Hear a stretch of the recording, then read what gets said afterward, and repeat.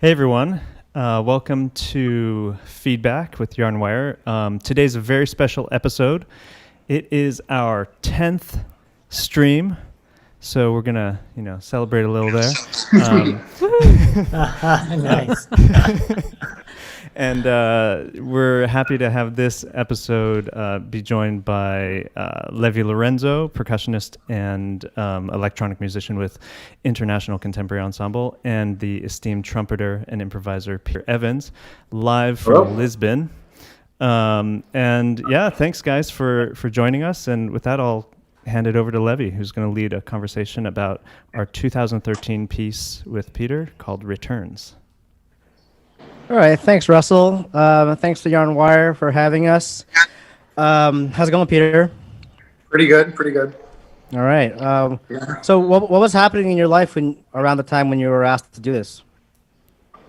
Well, I was actually just thinking about it. I think that the Yarn Wire members should correct me if I'm wrong, but I think that, so I pretty much known everybody for a few years before this, and I remember I played Laura's PhD recital, DMA recital at Stony Brook. Is that right? Oh. That's right. He shared up. Yeah. And Ian and Russell, I've done gigs with them. Ning, I didn't really know, but from my memory, you guys had kind of asked me to do something like this a couple of times in the preceding years, and I just kept on saying I'm not like that guy. I don't write people pieces. Leave me alone.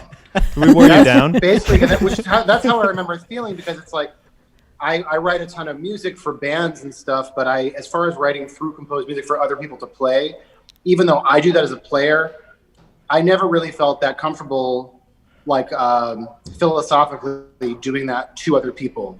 Here's my piece, you better get it right. That kind of, I never liked that idea of myself doing that. So I kept on just saying no. And then at one point, one of you mentioned it, and I was like, fuck it, I'll just do it. I'll write a piece. And so then I agreed to do it. And then, of course, it's just like every composer is like, oh, my God, what did I just agree to do? What a nightmare. But you told me something along the lines of, you guys get offered these gigs where there's only one piano. You don't want to not do them. So we need more pieces with 4 hands on one piano. And I was like, well, that makes it a little bit easier. And so then I said yes. And then I had to start writing it. And then fortunately, I got really sick. I got like the flu or something. Something happened where I was just out of commission for weeks, and I wrote your piece. And so I had the ideas, and I remember I put all the music paper on the wall and just kind of cranked it out, and that was pretty much it. Whoa, Awesome. I didn't know that. Why don't we just have a listen to a little bit of it, just so that the audience can get a vibe for this? So why don't we play excerpt 1? Got it.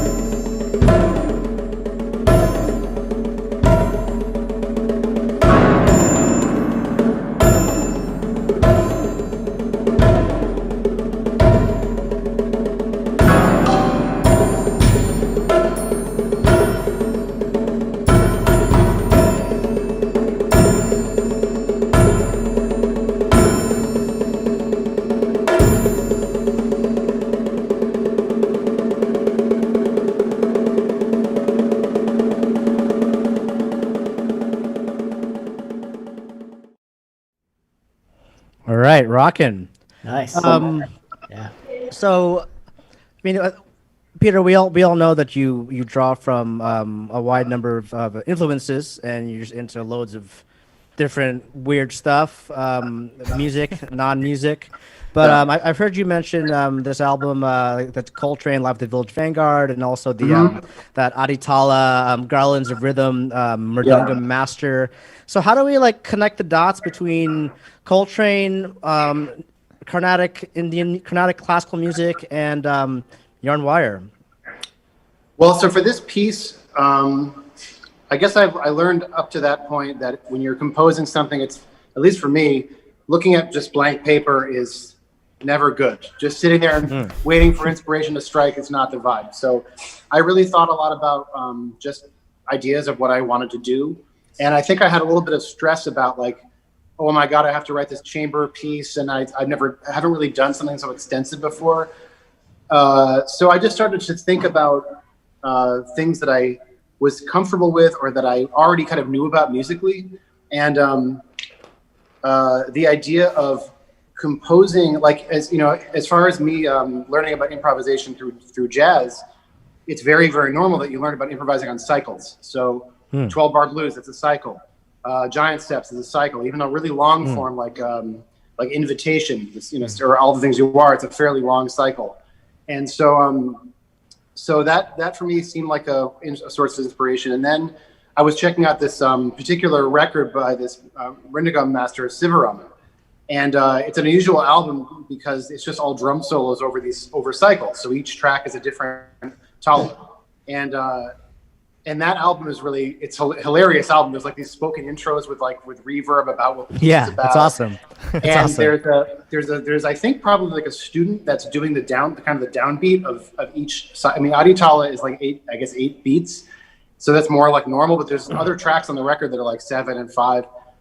So I was listening to that record a lot at the time, and I completely stole the idea of each downbeat. There's like a little finger symbol that articulates the beginning of the cycle. And I think I heard from someone that's generally like a student or something that does that. So like the student kind of keeps the form, and the master just kind of blows on top of it and does all these crazy permutations. I just like that idea. I mean, so in returns, there's basically two. Just to go back to the jazz thing, something like Chasing the Train of the Coltrane of the Village Vanguard. He's basically just playing a 12-bar blues, but it's an extremely evolved way of doing that, where you don't necessarily hear the cycle. If you don't really know that music, you don't necessarily hear the cycles, but they're very short. I mean, it's just 12 bars and boom, next one, next one, next one. And sometimes Coltrane will develop figures that go through multiple cycles. So it'll be maybe 4 or 5 cycles where he's exploring some similar terrain. Other times he'll switch every 12. And it's like 16 minutes of music, so he does a lot of different things. And the entire thing is one solo with, you know, bass and drums. So all that stuff was kind of in my listening. And in terms of just practicality, I was thinking about how do I write a piece that has a long form development that I can actually, just as a composer and musician, digest into smaller chunks. So for the first half of it, I just thought, okay, what I'm going to do is have a 15 beat cycle that's really slow, that gradually fills in with the piano and the percussion that are given these sort of specific roles. And there's even a little downbeat phrase that Russell and Ian do together every single time, every single top of the 15.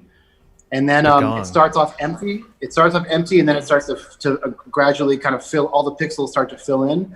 And then the downbeats start to accumulate. So then they're not every 15, they're every, you know, whatever, every 5 or every 3/16 notes or whatever it is. And then the second half of the piece is it's the same idea, but then instead of done with like grid-oriented metric music, it's like with these little gestures that play off different iterations of the ensemble. So it's still cycles. It's still like repeat this cycle of stuff as many times as you want or X amount of times, and then move on to the next cycle. So the entire piece is really just based on that idea. And then I started to think after I heard them rehearse it that it also reminds me of like when you're in a casino and like the machine like I go to casinos all the time. Yeah, exactly. Me too. Yeah. I was going to casinos a lot at that time. So so the sound, even the sound that the machines make when every single time you go over, it kind of sounds like a little ching, you know. Yeah. Yeah. So that's kind of the basis of it. But the whole thing came out of the idea of cycles and also reading about the idea of cycles, like in various religious and philosophical traditions. The idea of like looking at time as more of a cyclical thing rather than linear. So all of that was just kind of ready in my brain, and then I started kind of writing the piece, filling it out. Whoa, interesting. So the cyclical musical sort of training and performance practice, you know, they don't really talk about that much in like classical music school. So, I mean, what do you think of that? Like, should they, or is it just a different kind of practice? I mean, were you expecting Yarn Wire all to be realizing they were playing big and small cycles of 15 at all times? Or did we just trick them into doing that? Well, I mean, the trick is that I wrote the whole thing out, so you don't have to tell anybody to do it if it's all written. I mean, I don't know how I feel about it. I mean, you're definitely right that that's not. I mean, there's not really much improvisation in the piece. Like the only improvisation that happens is maybe there's a section later where Ning has a one really short loop that just goes over and over, and the other three do these events on top, and I think that's kind of an open vibe. But other than that, there's no improvising. So it's not like I'm asking anybody to improvise on a cycle, but in terms of my own background and even knowing about that thing, like that's just what I'm comfortable with. And I didn't learn music solely through the classical. I mean, I did do the classical conservatory thing, but that's not the only way that I learned music. So I guess I just thought I would just throw that influence in there. I don't know. I mean, thinking about short cycles being elaborated, that is, there are traditions of that in European music, like the Passacaglia and what else? Like just like the idea of ground bass and things happen on top of it, or even theme and variations. So it's not foreign, but I mean it's another topic. But with all the internet stuff about music theory and is music theory racist and all that stuff, it's just for me. I'm looking at all this stuff. I'm just like, of course. I mean, I don't know. That never seemed really it almost never seemed like an issue. Like I remember when I first read about Schenker, the very first thing I read about Schenker was sort of like, well, this guy's a complete asshole. I mean, obviously, like it's almost like a self-fulfilling thing of like the best music is Beethoven. Therefore, if Beethoven is the best music, therefore all the best music is like Beethoven. It's like, well, that's retarded. That's totally stupid. So that never was really an issue in terms of like, classical music doesn't do these things. Like, isn't that interesting? Like that never really crossed my mind. It always sort of just seemed like that Eurocentric training just was missing stuff to their own detriment. And it was never like, oh wow, it should include improvisation. It was sort of just like, well, they just don't have that, and that's too bad. Almost on purpose. Like purposefully, like not inclling it for some reason. Because it used to exist. Purposefully not including it. Well, I mean, ultimately, it's very threatening. I mean, like that's exactly. That's ultimately what it is. Like it threatens the turf. So like I remember this exact record that we're talking about, this Garland of Rhythm record. I played it for a PhD or DMA classical music percussionist that was shedding James Dillon and Fernie Ho and all this stuff. And I think I played a bit of it for him, and then we talked about like the concepts. And this happens a million times, but just super dismissive. Like, well, it's not really complicated. It's actually not anything. It's just 4/4, like whatever. And I mean, I don't know. I guess I just got used to that attitude, so I stopped really worrying about it as far as it affecting how I felt about that stuff. But yeah, I think these ideas are threat. I mean, having done some teaching like in both like the jazz and classical worlds, like sometimes classical musicians will be like, well, the idea of learning jazz, it's really intimidating. And of course, as a teacher, your response should be like, no, it's not so. And actually, no, it is. It's really, really, really hard. It's super difficult. You have to put your whole life into it if you really want to get good at that. So I think just admitting that it's just that all these traditions have their own music theories, their own difficulties, their own tribulations you have to go through in order to get to a high level that's just normal. That's what it is. Awesome. I want to listen to another part of the piece that's contrasting. Let's pull up excerpt 2.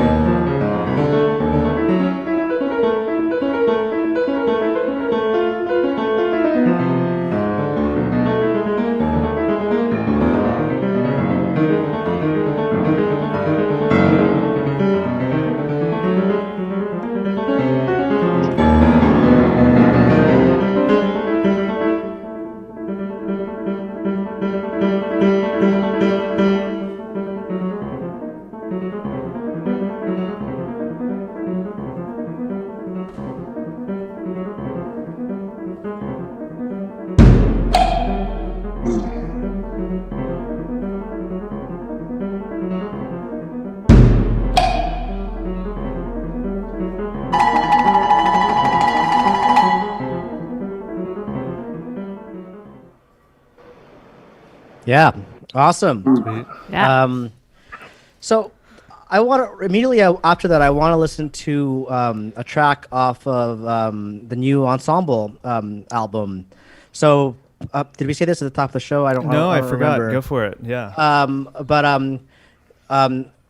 Peter put out a quartet album where I'm on it playing percussion electronics. We have Ron Stabinsky on electronics and keyboards, and Maz Swift on voice and violin, which is sort of a smaller version of the septet where we've played with Jim Black and Tom Blankart and Sam Pluta. So I want to pull up track 6, Homo Ludens for Cecil Taylor, and I kind of want to talk about comparing that to that piano heavy part that we just listened to.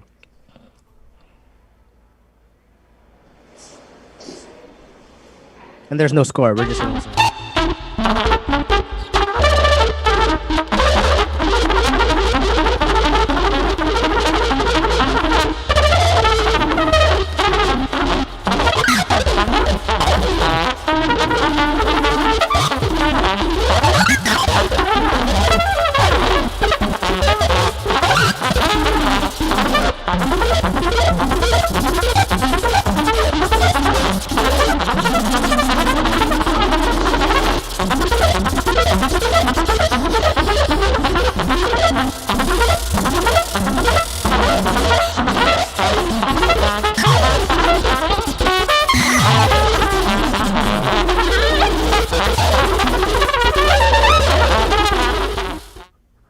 I don't know. I feel like without a score, it's like, what is that?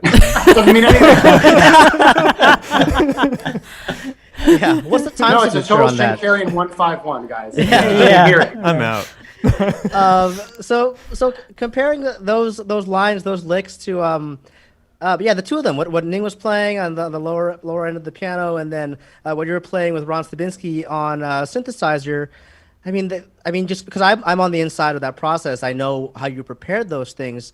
So how do you think about them differently, and how do you think about them the same, Peter? Okay, well, that whole Ning solo in the piece came out of Craig Taborn, actually. Oh, awesome. And so I love his playing. I got to play with him quite a bit, and he has You should a have told funny. me that before. I never told you that. Well, I don't want to impose. It's almost like somebody like, hey man, take a solo like Freddie Hubbard. It's like I would hate it if somebody told me like, Oh, no, it's all studying from each other. And then the funny thing is, if I may say this, now I'm hearing myself play. Today I would have played that part so much differently than I did. So anyhow. Well, you know what's sorry funny to that interrupt. I really thought about mentioning it to you and I didn't, because I didn't want to put that on you the same, like just like the Freddie Hubbard thing. And Oh, no. You gave it this thing. You gave it this thing that was like dynamic and like phrased in a way that I never intended. Because Craig has this thing that's more like a he's like an electronic musician that happens to play the piano. He can make the piano sound like a Moog just going nuts. Oh, he's amazing. Yeah. He's great. He's but my idol. There's a specific, all of ours. He has a very specific electronic music aesthetic that he can apply to the piano when he wants. And the idea of a loop like that getting stuck with these events on top of it, that was kind of what was in my mind when I wrote that. And after we did this process with this piece, I took that piano solo and we ended up putting that in my band, and Ron has played it a lot with ring modulation and as a duet with actually a trio with electronics, and Levy playing like woodblocks or some weird combination of sounds. I think Ron plays it on electric harpsichord with Levy playing woodblocks with live ring modulation. So that solo that you played ended up becoming this whole extra piece. Whoa. Yeah, and as far as the Cecil thing, that I love a lot of improvising pianists, and when I wanted to do a piece for this solo record a couple of years ago called The Veil, and what I did was I prepared all these little modules kind of coming out of the thing that I wrote for you, but on trumpet. And so I spent like a couple of months practicing these modules, and I went in to do the recording and it just wasn't happening. I think I just I just beat my head against the wall for like 15 minutes and told the engineer, like, maybe we can just slap it together later. And it wasn't happening. And so then what happened was I went on the road for a couple of months, and then I came back and I said, I think I got it. And went to the studio and just did it like in 3 minutes or something, just one take. But it took all those months to kind of sink in. And so this piece that the piece that we just listened to was actually a trumpet improvisation. And then Ron learned it and plays with it on synthesizer. Whoa. And then Levy does another track of electronics in the background. So actually it's like a process. My modules were notated and I kind of learned them just looking at the wall. And then Ron learned it by ear, and Levy added his thing also in the background. So it's a much different process to create it, but I guess the spirit behind it is more or less the same. The fact that Ron just listened to it and played it in unison with you, it's insane. Is pretty insane. Yeah, He's also one of our heroes for sure. Yeah. Ron, he's amazing. Yeah. But you said that you knew that he would be able to do that. Yes. Because he's done that kind of thing before. So then maybe I'll turn the sort of topic to writing for people that you know versus people that you don't know. Yeah, so let's go with that. What do you think? If some random other piano percussion quartet out there asked you to write a piece like this, I wouldn't do it. okay. I wouldn't. Yeah, nice. I mean, that's the thing. Like, I only did it because I know them and because they were persistent, and I had an idea of what they. I mean, I think especially with I'm trying to think. I guess I mean Laura, I knew the longest actually. Yeah. And then Russell and Ian, I just knew from the new music scene, just doing random gigs. You're reading down somebody's stuff, but I also knew Ian I knew Russell and Ian from bands. I knew Russell from this band with Mike McCurdy that was called, can you remind me? High Red Center. High Red Center. High Red Center. And I knew Ian from the Z's initially, and then from Wet Ink. So I had a kind of a sense of how they have like a personality in their playing that I knew. Ning I didn't know, but okay, well, it's a group of 4 personalities, and one of them I don't know, so that's fine. And even like the bongo part that I wrote for Ian in the first half. I was just going to talk about that. That's so Ian. Yeah, it's like that's an Ian no part. one plays 16th notes on bongos like Ian. You know, Exactly. It's an Ian bongo part. Great. It did feel quite idiomatic. So Yeah. Ian-o-matic. served. Exactly. So, yeah, but you know what's funny is that over the last year or so, I wrote some music for people that I don't really know. I don't really know like what their voice is. Like I wrote some solo flute pieces, and someone asked me about like, oh, so like, did you really know them? And it's like, you know what? I'm supposed to give some deep answer, like some Duke Ellington. Nope, I just heard some sounds and wrote them down. Somebody else can play them. So it's almost like I'm open to both things. It's more just how much work do you really want to take on, and what are your ideas? You know. So for this, I would have thought to do a piece for two pianists on one piano and 2 percussion ever. I never would have really thought to do that, but I only did it because of the people. Whereas other ideas like, okay, like I want to write a solo piano piece, I'm just going to do it. And if somebody wants to play it, cool. And I think the nice thing about having experience improvising is that I expect myself to want people to do different things with the music. So if there's a notated piece and someone wants to do like take the third measure of the second page and loop it and then go off on their own thing and come back, like that would be great. I wish more people did stuff like that. So Yeah, for sure. I guess I'm writing more with that kind of aesthetic in mind. But we'll see how many of these types of pieces I do coming up. Cool. This piece had a lot of freedom, though, like especially in the second half in terms of duration and that Yeah. sort of thing. The So box that was stuff. nice. Yeah, freedom versus rather than improvisation, I guess. That's kind of the idea. Yeah. Right. But those can be similar. Those aren't mutually exclusive. True. I remember a really like particular sound that came out of those boxed sections that Laura did really well. Her hands rubbing together. Oh yeah. I can demonstrate That was if you guys want. Yeah, that was a much talked about hand gesture for sure. Yeah, I was thinking you guys probably had to make a point to not moisturize to get a better sound. Well, mean, Laura as- always did. I'm just kidding. I mean, as a percussionist, I often think about not cutting my fingernails for a certain month because a certain part is coming up Yeah. where I need my fingernails. Yeah. Anyway, let's listen to excerpt 3, which is the block section. That's right. Oh, okay.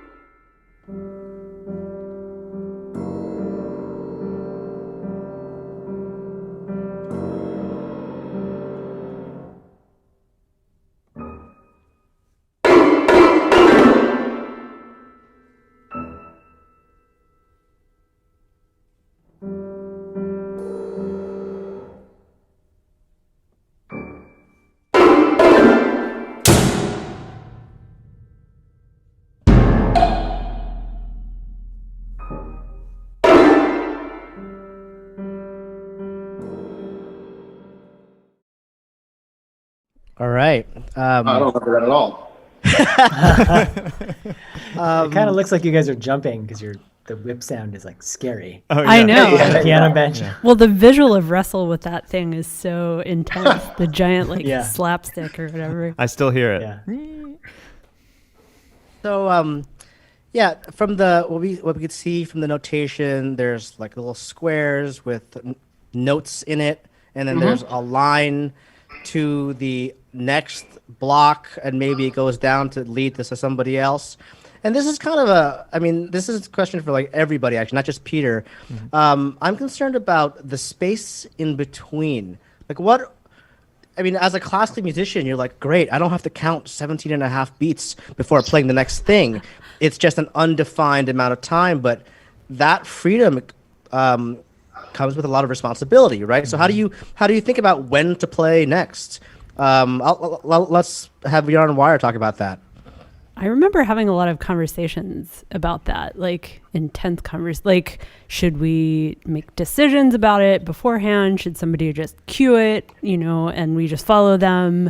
And I'm actually not 100% sure I remember exactly, because I think that this video we have is of the second performance, or one of the repeat performances we did after the premiere, and we made some different decisions, I think, for that performance than we had originally, but I don't entirely recall what those decisions were. Maybe someone else does. Yeah, I don't remember either, but like in general, when people give you freedom to play at different times, I find like people who haven't maybe been given that freedom feel uncomfortable with that space and tend to fill it in too much, and everyone's like, oh, leave more space. But that instruction is a little bit scary for some people. And so, because you want to be playing when you're on stage or something, I don't know what it is, but I don't think we ever had those problems, but that is something that comes up when we're given that kind of freedom, I think. So it's interesting that there's a challenge for when you're not playing. It's hard enough to play the ink. Let's just explore the other side of it. Well, what was a really hard part to put together? And maybe even, forget about the putting together and the mechanical chamber music and classical music chops. What was some of the hardest things about this piece for a classical music ensemble to play a piece written by someone that almost refused to write the piece? Well, I think on a technical level, probably that kind of like mid-cycle material in the beginning of the piece that Peter was mentioning, like not the very sparsely populated cyclic material, but and not like the complete version of it, but kind of when it was a little bit more pointillistic. Just on a technical level, that's often the hardest. Like the 30-second note grid, where you're like on the fifth 30-second note of beat 5. Yeah, and especially when it's like a not fully realized grid. Yeah, you can hear it. I think we have a cue. This is like you can hear us kind of shift from a space of being very uncomfortable and like not sure if we're in the same grid to then rocking. Like the first excerpt that you had, Levy, was like, it's really grooving. And when we're there, it's like, okay, thank God we're there. Yeah. But like leading up to that, it's like, well, I don't know if we're, that's really hard. I know. We're just waiting for that hit that Ian and Russell have on the downbeats, like you were saying, Right, Peter. right. Yeah, interesting. So the idea of, am I doing it right or am I doing it wrong? And then am I following the instructions correctly? And then we know there's composers out there that'll kind of try to mess with the performer by writing something that's too hard, and the aesthetic is in the struggle, right? Like they don't expect you to play that 21 note lick. But so with Peter, I've seen you give very precise instructions and very imprecise instructions. Like, what is that stuff you're looking for that's like that you really can't write down? Were you hoping that Jan Weyer would play super robotically and nail everything, or was that flexibility of that human error all right? I mean, I never would say the word robotic, but I figured they would nail it, and they more or less did, as far as I'm concerned. I mean, I think that my tempo marking was maybe a bit unrealistic because I actually wrote it at the piano and sort of had that, maybe this is very novice composer thing, but I was sort of like, if I can play it badly at tempo, then these cats can definitely just shred, you know what I mean? But the world isn't like that, it's like trying to do something in isolation, one lick, it's like, oh, I got it. That's not the same thing as actually being a pianist and flipping through like a million licks. So they ended up taking the tempo down a bit so that it actually worked. I know that also from playing chamber music. Sometimes you take something down so that everything actually grooves and clicks together when you start moving through subdivisions. So I'm definitely not, that I'm not the kind of notated composer that would write something that would obnoxiously be impossible so that the sound of them messing it up is what I'm really going. I'm not into that. That's the worst. But I do think that there is a kind of like, I'm into this ecstatic tradition of instrumentalists, like the idea that if you push things a bit to the point of what you're able to do, even if things get lost a bit, something else, like a sort of third thing emerges, and that I'm open to that. I didn't actually think that would happen with this piece. I sort of figured this piece was pretty playable. I thought it would be hard but playable, and I think that's probably more. I don't think that they had that hard of a time with it, but I know that it was kind of hard. So I think the thing with these types of rhythms is that they're not the kind of rhythms that we've all played stuff where there's like nested tuplets and the tempo marking is like quarter equals 30 and everyone's floating over the bar line, and it's like, having played a lot of that stuff, I can say that it's not, the beat is not life or death. Vertical alignment every once in a while might be life or death, like maybe like the whole band arrives at some section at the same time, but within that the articulation of the beat is not life or death. And I think that's maybe a difference between this type of rhythm and that kind of rhythm, is that when everything has to actually fit together in relation to a beat, you can't really mess it. It can't be, you can't float over it really. It doesn't sound right. It has to actually be together, even if it's wrong. If it's not metronomic, that's fine, as long as it's together. The same way jazz group, if they're not metronomic, that's great. If they're together, that's really the issue. So it's more coming out of that idea of rhythm. If something like, Laura mentioned it, and I remember at the first gig, someone mentioned that the piece had a kind of groove to it, and they don't hear that a lot in these types of concerts, and that was like a great compliment. Yeah. So just to know that I wrote something that actually fit together, and the band actually kind of enjoyed playing it in a way that was rhythmic enough that you kind of wanted to move around a little bit when you listened to it. That was nice. Yeah. Awesome. I'd love to listen to, I think for me, a part of the piece that was sort of a resolution or an exhale. Let's pull up excerpt 4.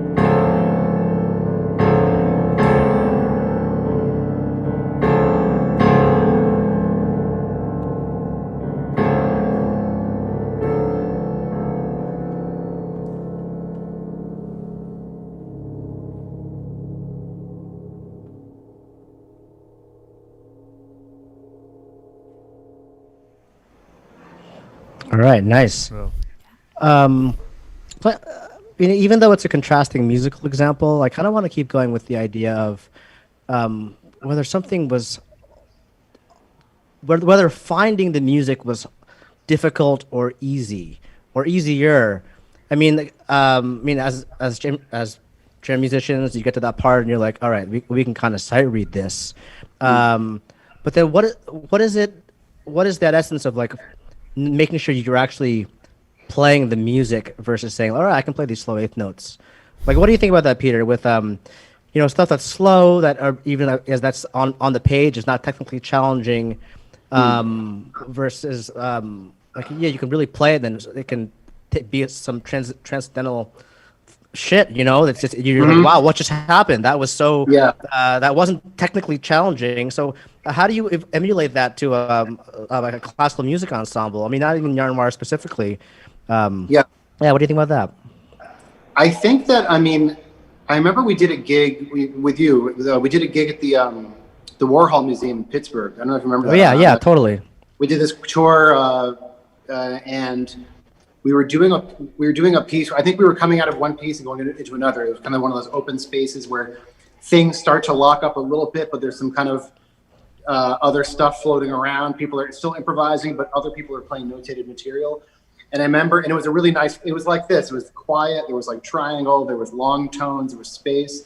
And I remember Sam Pluta saying like, oh man, that space is a really hard space to find when you're writing music.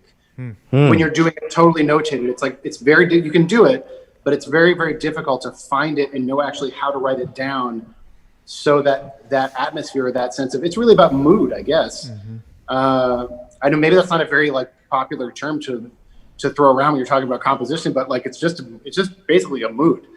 And I think that really it's just about the composer, and like if you have the just basic chops to establish the mood, even if it's simple, then that's good, and if you don't, then you don't. And I think maybe as someone that's been in their shoes, I've like done a million gigs where I'm just a trumpet player reading down somebody's part.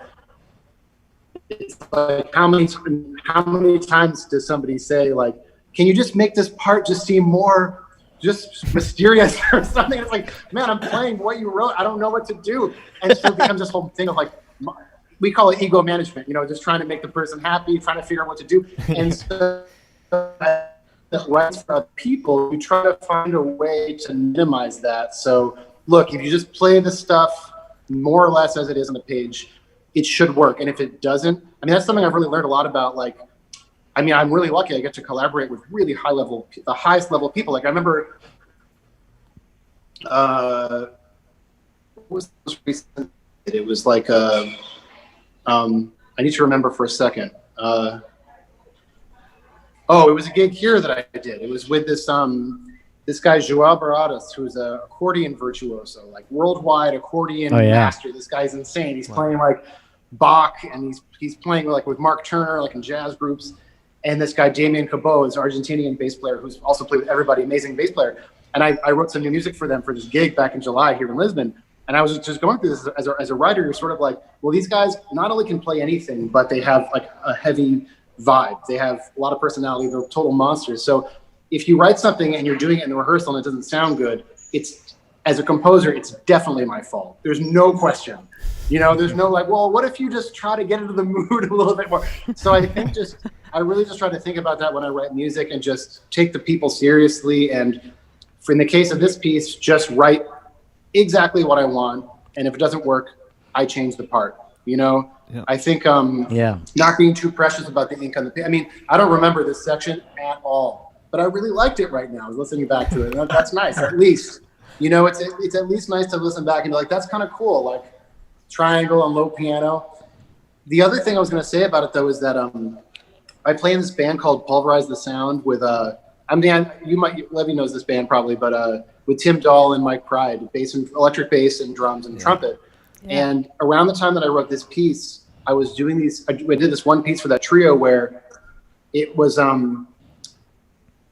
all these different sound events cataloged by like combination of instruments. So it'd be like 4 different events for trumpet and bass, like 5 different ones for bass and drums, like 3 for trumpet and drums, 10 for all 3 of us.